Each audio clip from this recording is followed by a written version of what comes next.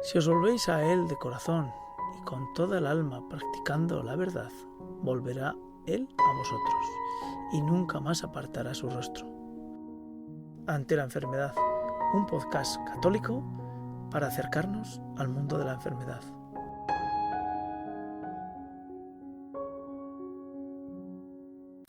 Total, vamos, no, me estás darle un punto de,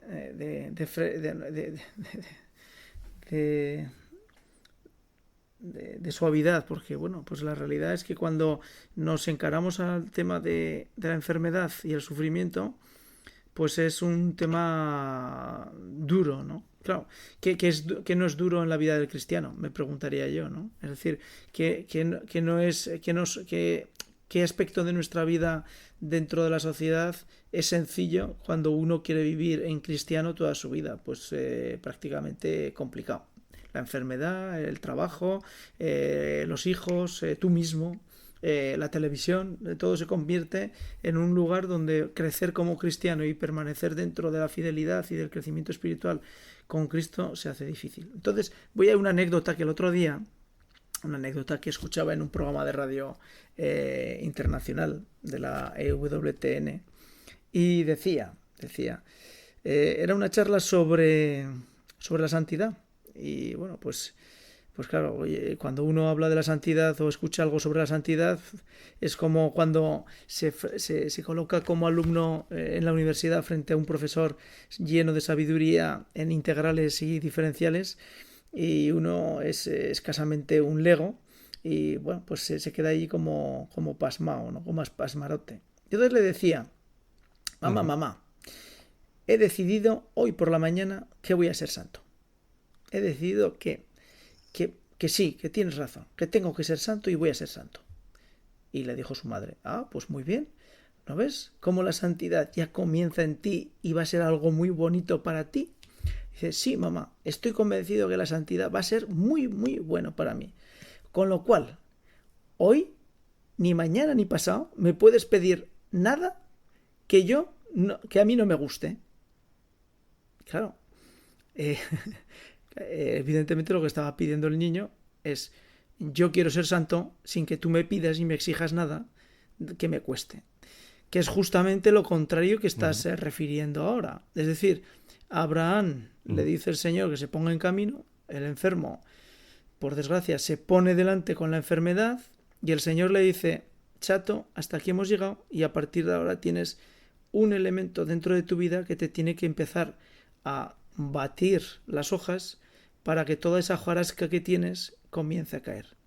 Y lo malo es que va a sufrir, o sea, vas a sufrir y lo malo es que vas a tener que Claro. cambiar todo ese universo de pequeños dioses que tienes alrededor, que tú mismo has fabricado, has construido y los vas a tener que abandonar. Pues el niño lo que Ujú. dice es, bueno, pues lo del enfermo, quítame la enfermedad y yo, Señor, te pondré un cordero en tu altar y ofreceré Ujú. un gran holocausto, ¿no? Para ti. Lo que pasa es que, Eliseo, lo que has dicho, el sufrimiento, claro que sí. San Pablo, sin embargo, dirá que los sufrimientos de ahora no pesan lo que la gloria que un día se nos descubrirá. O sea, que esto es, después hace el símil con los dolores de parto, ¿no? Eh, como una mujer que realmente vivimos así. Nosotros vivimos con la ilusión del día de nuestro nacimiento, del dies natalis, que es el día de nuestra muerte real, que es el día que naceremos para la vida eterna. Y claro, hasta entonces dirá San Pablo también que la creación entera está gimiendo, toda ella con dolores de parto. Claro, aquí estamos con dolores de parto, porque estamos expectantes por ir al cielo, por estar con el Señor. Y claro, los dolores de parto son dolores de parto. Oye, yo he estado en nueve partos con mi mujer y solo los dos últimos fueron con epidural. Los 7 primeros fueron sin epidural. Y ojo, los dolores de parto son terribles, ¿eh? Son terribles. Pero una vez que nace el hijo, oye, nosotros hemos repetido 9 veces. O sea que, en fin, se te olvidan los dolores de parto. Se te olvidan los dolores de parto. Por tanto, con los ojos fijos en esta promesa, todo cambia, todo puede ser iluminado. Sí, pero no cabe duda que cuando dice, eh, dice San Pablo en Corintios, en la carta primera de Corintios, capítulo 12, versículo 24, dice: cuando un miembro sufre, todos sufren. Quiero decir que el sufrimiento como tal, el elemento cumbre del sufrimiento en la enfermedad para el cristiano, es un elemento que lo tienes que coger como, aunque sea caliente y sea pues difícil de apretarlo entre tus manos porque está caliente, ardiendo, es trascendental ese sufrimiento, porque sin ese sufrimiento no puedes llegar a avanzar y a empezar a removerte por dentro. Quiero decir que de alguna forma tenemos que aceptar como cristianos que dentro de la vida del cristiano y dentro de la vida, aunque no seas cristiano, el sufrimiento es un elemento que está como elemento de la creación para que el hombre, para que la criatura consiga ponerse en pie y mirar al Creador de forma diferente a como lo hace cuando no tiene ninguna dificultad. Es decir, cuando no tienes nada absolutamente alrededor tuyo que sea una pequeña cruz o una gran cruz, pues tu oración se convierte en una oración, pues entre comillas, de cumplimiento. Es decir, tus saludos a la Virgen María y tus saludos a Dios Padre son palabras que no dejan de ser un vocabulario bien adherido y bien construido, pero en el interior no lo disfrutas, no lo vives, como cuando tú pides por la enfermedad de un ser querido, o cuando tú mismo pides por una enfermedad un sufrimiento que tú estás padeciendo, y que lo pones delante del Señor para que de alguna forma te sirva o el Señor te libere.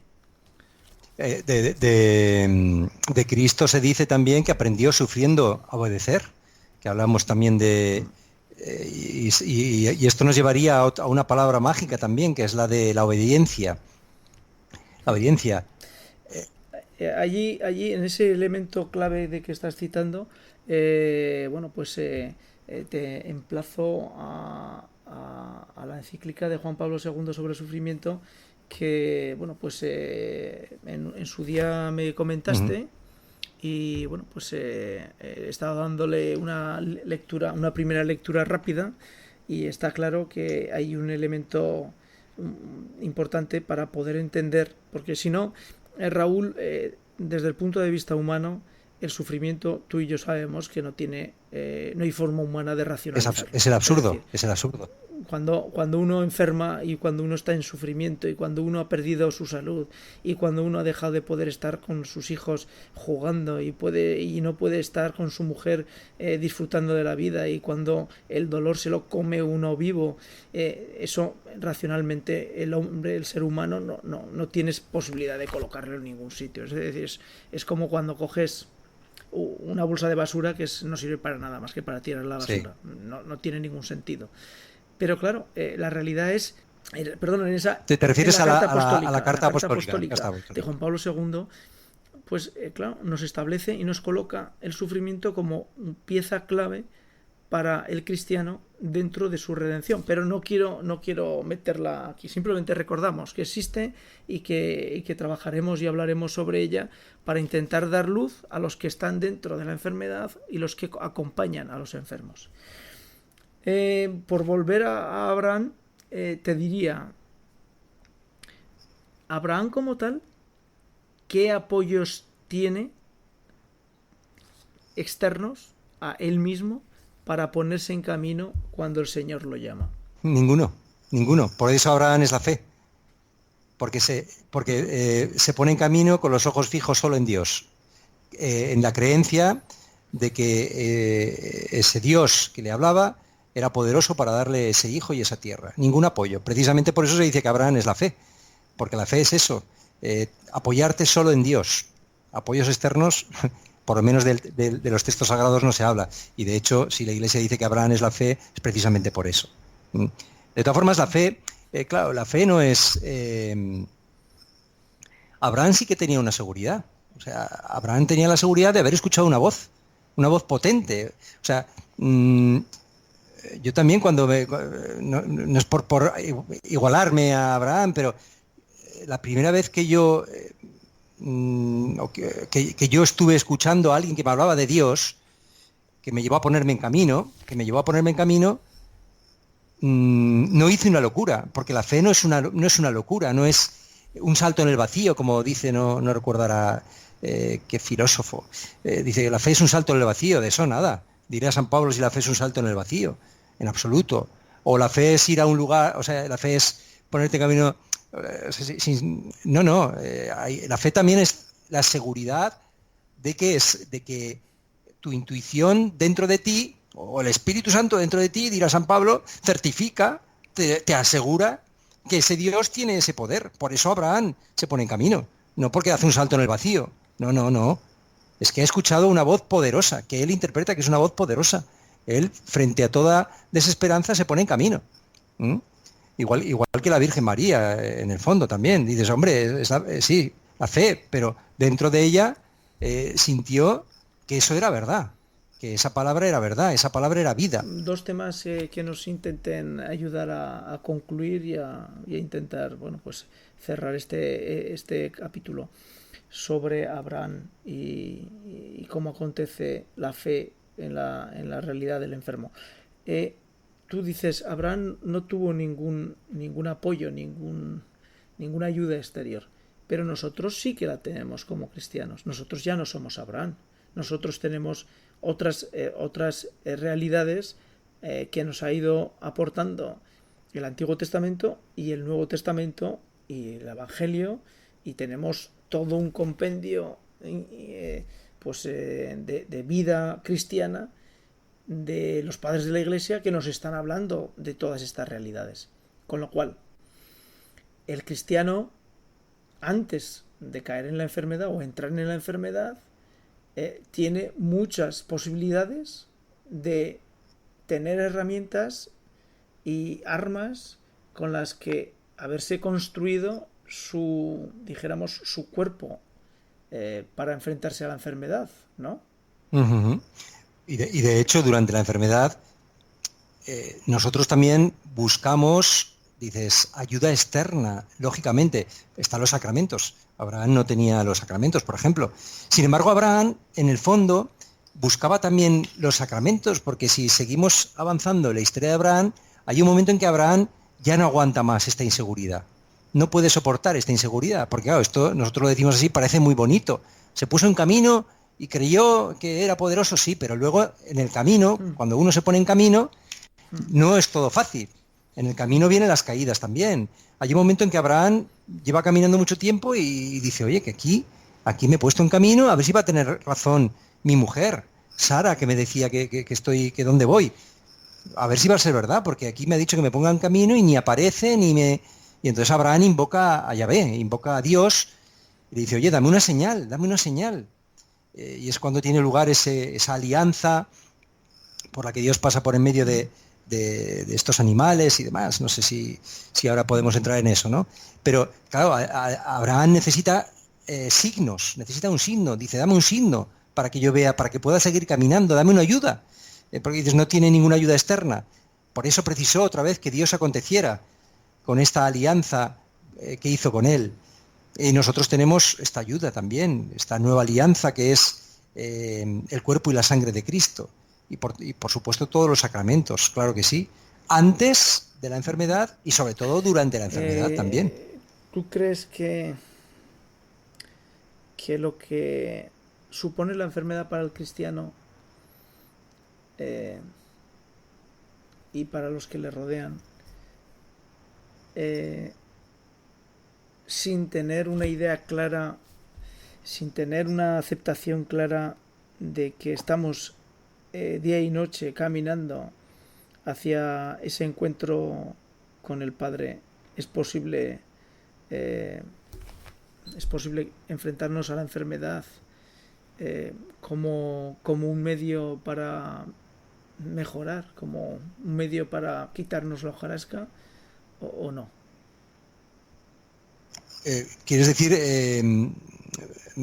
si no te importa, repíteme la pregunta? Es la siguiente, es decir, el cristiano con la enfermedad tiene capacidad de ponerse en pie para mirar a lo alto y quitarse todo lo que tiene que le molesta y que le impide ver lo que Dios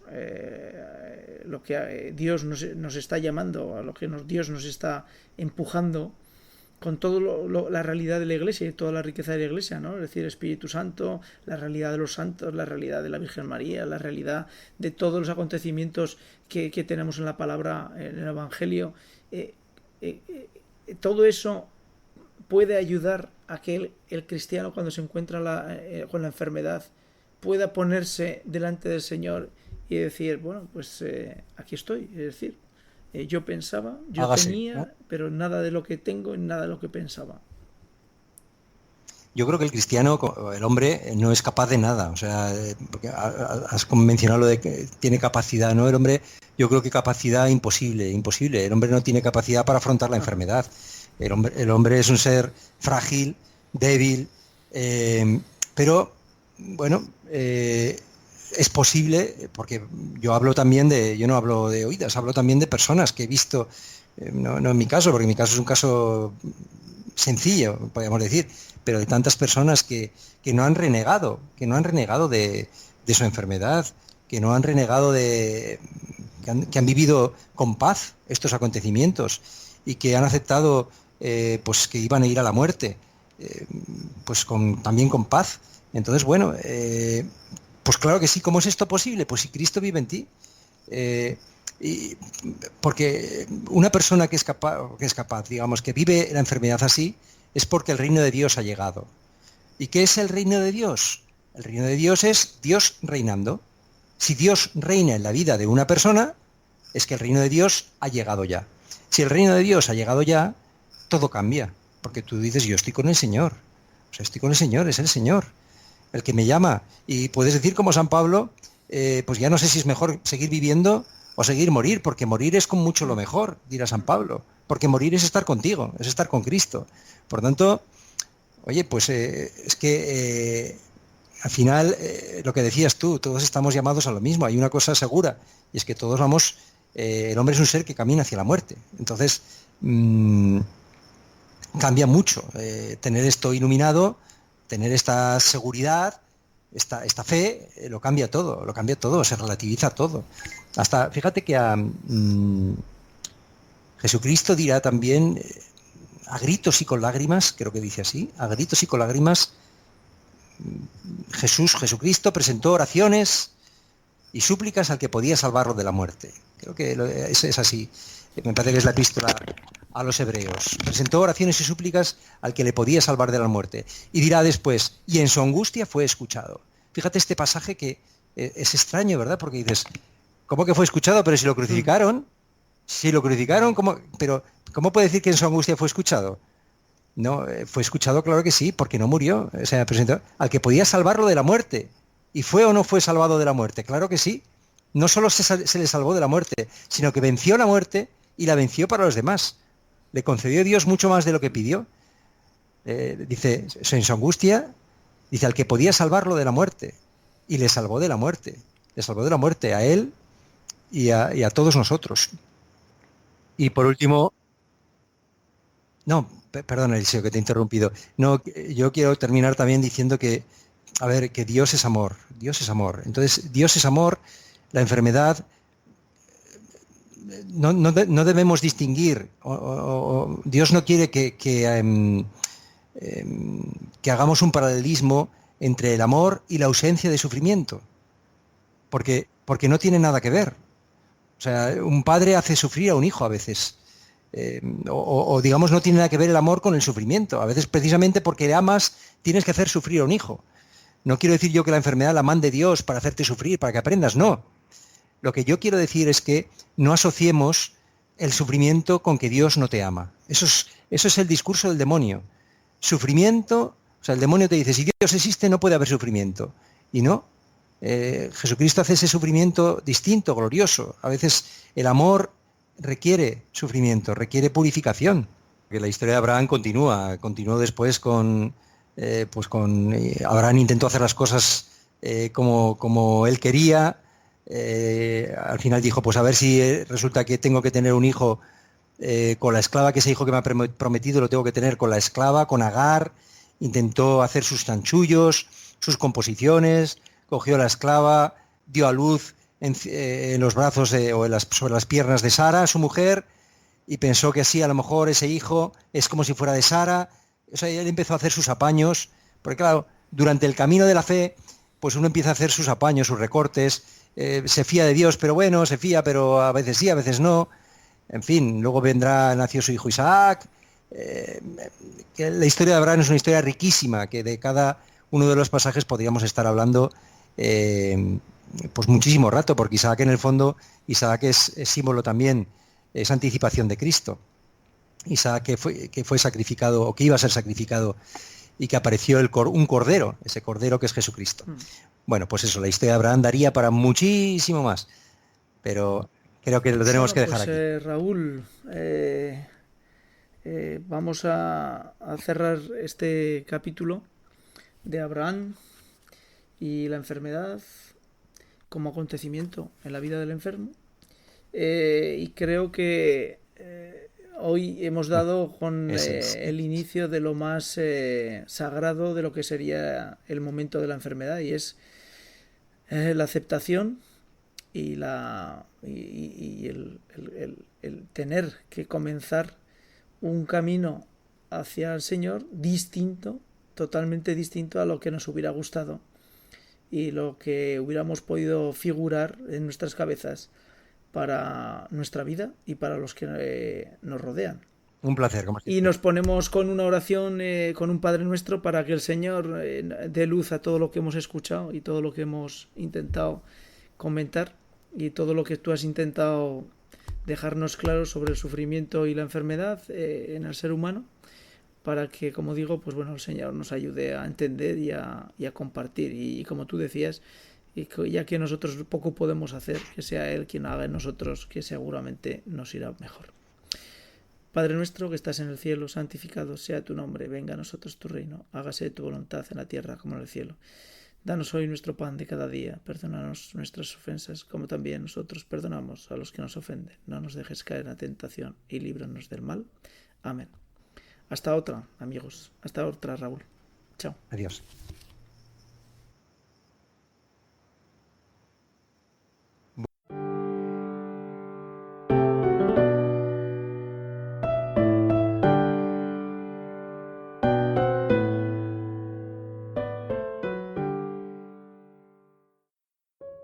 Les introducimos una reflexión de Fray Nelson Medina. Él nos va a hacer una visión, una semblanza, una meditación para que podamos caminar y acercarnos al misterio de la enfermedad. Quiero terminar esta reflexión comentando el último fruto, que por alguna razón me parece el más hermoso, de visitar esa centella del alma, ese lugar interior que quienes conocen a Catalina ya lo van asociando. Ese es el verdadero sentido de la celda interior. Podemos decir, y creo que estoy interpretando bien las palabras, que en tu celda interior hay un sagrario. Pues si tú eres templo, tienes que tener un sagrario. En tu celda interior hay un sagrario, y el sagrario de tu celda interior es la centella del alma. Lo que más me parece bello de esta enseñanza sobre la centella del alma es que es el lugar no solo de la paz, no solo del descanso. ¿Cómo me gusta esa palabra? Es que llevo tantos meses, no sé si es que el mundo cada vez está peor o como que yo abrí más los ojos, pero llevo tantos meses viendo tanta gente tan agobiada, en todas partes. Me voy a predicar un retiro con religiosas y veo unas pobres religiosas, no todas, pero veo unas cuantas agobiadas. No tienen gozo en su corazón. Y eso fue lo primero que nos dijo a los religiosos el Papa Francisco. Cuando a mí me dicen religiosas, cuando a mí me dicen religiosos, yo pienso en alegría. Ese fue el primer discurso de Francisco a nosotros. Pero hay muchas religiosas que no tienen esa alegría. Lo primero que tienen es ceño fruncido, angustia. Yo no sé si están viviendo algo parecido a lo de Lutero, que al fin y al cabo fue religioso. Él fue sacerdote y religioso de una de las ramas de los agustinos. Me voy a un encuentro de jóvenes. ¿Qué cargas las que llevan esos? Hay una niña aquí que todos amamos, ¿no? Está hermosa. Todos la queremos. Salomé. Estuve el fin de semana pasado en un retiro y me contaban lo que le sucede a una niña que tiene 6 años y medio. Resulta que la mamá, mexicana de origen, le regaló a esta niña una pulsera. Una pulserita muy bonita que tiene en el centro una imagen de Nuestra Señora de Guadalupe. La niña va contenta a su escuela o a su jardín, lo que sea, lleva su pulserita con la Virgen de Guadalupe. 2 compañeras de ella, una de 6 años y otra de 7 años, le dicen: ¿y tú por qué adoras al diablo? Esta es una niña de 6 años y medio que ya tiene que pelear. A los 6 años y medio ya tiene que pelear para defender la fe. Entonces la niña vuelve llorando a la casa, la mamá le explica y la niña tiene que volver al otro día al combate, a explicarle a las compañeras que en ningún diablo esta es la mamá de Jesús y a la mamá se le respeta. Estos son los argumentos. Los niños sufren, los jóvenes sufren, las parejas sufren. Yo me la paso predicando sobre noviazgo, matrimonio, familia. Son las predicaciones que más me piden. Pero el porcentaje de parejas felices que yo conozco es exiguo. Entonces vamos con los solteros. Los solteros sufren. Vamos con los ancianos. Los ancianos cargan una terrible soledad. Y lo peor es que la gente, agobiada por su soledad, se mete en unos callejones sin salida.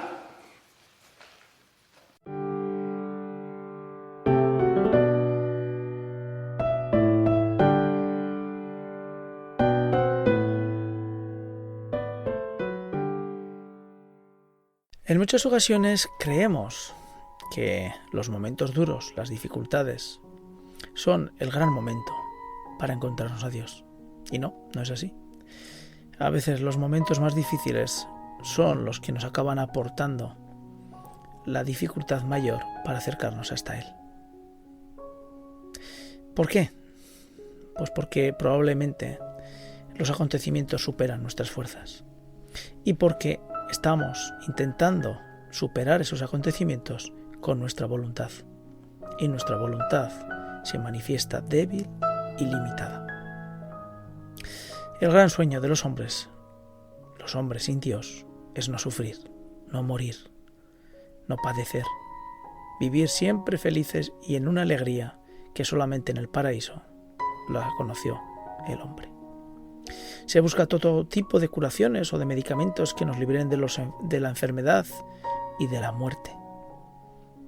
Y cierto es que el hombre, la sociedad moderna, ha avanzado mucho y ha conseguido mucho.